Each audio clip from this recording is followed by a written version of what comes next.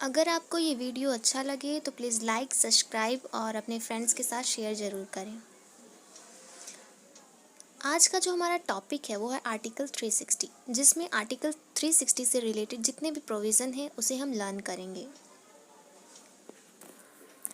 Previous video related to Article 356. In this video we learn about Article 360. Previous video में article 356 को read किया गया है। अगर किसी ने नहीं देखा है तो आई बटन पर जाकर देख सकते हैं।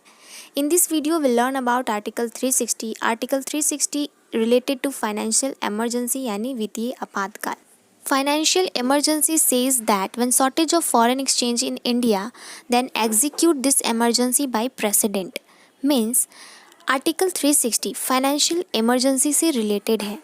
जब इंडिया में विदेशी मुद्रा की कमी हो जाती है तो इन दिस सिचुएशन प्रेसिडेंट यानी राष्ट्रपति के द्वारा इंडिया में फाइनेंशियल इमरजेंसी एग्जीक्यूट कर दिया जाता है to pass the bill related to article 360 with majority from the Lok Sabha and Rajya Sabha for which 2 month time is given our constitution.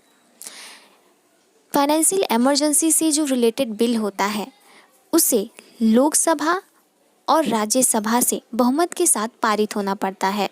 जब ये बिल पास हो जाता है देन राष्ट्रपति के थ्रू इसे एग्जीक्यूट कर दिया जाता है और इस प्रोसीजर्स के लिए 2 month का समय हमारे कॉन्स्टिट्यूशन में दिया गया है। This goes on indefinitely after the imposition of emergency.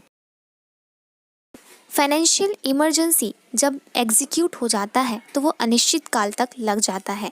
Late us take an example to understand the situation in which can be imposed financial emergency. हम एक एग्जाम्पल के थ्रू समझते हैं कि नेशनल इमरजेंसी कब लगती है। तो जब इंडिया में विदेशी मुद्रा की कमी हो जाती है। 1991 में इंडिया में फाइनेंशियल इमरजेंसी की कमी हुई।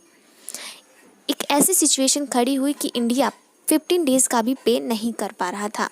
इससे इंडिया की इकोनॉमिक डेवलपमेंट काफ़ी इफ़ेक्ट होने लगी, डिक्लाइन होने लगी। इस सिचुएशन से लड़ने के लिए इंडिया ने काफ़ी सारे बैंक से लोन लिए, लेकिन इससे इकोनॉमिक डेवलपमेंट में कोई ग्रोथ नहीं हो रहा था। Then India taken help from World Bank. World Bank given $7 billion and suggest adopt NEP means new economic policy.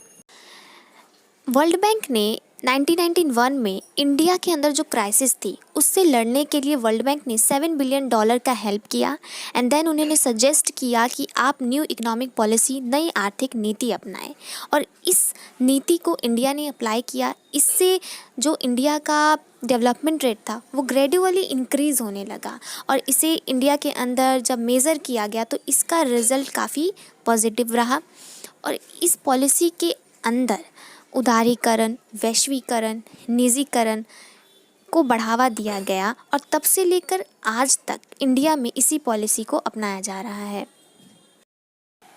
Hopefully article 360 से रिलेटेड कॉन्सेप्ट क्लियर हो गए होंगे। अगर आपको ये वीडियो अच्छा लगा हो तो लाइक करें, शेयर करें। अगले वीडियो में हम इससे रिलेटेड जितने भी इंपॉर्टेंट क्वेश्चन हैं वो हम लेकर आएंगे।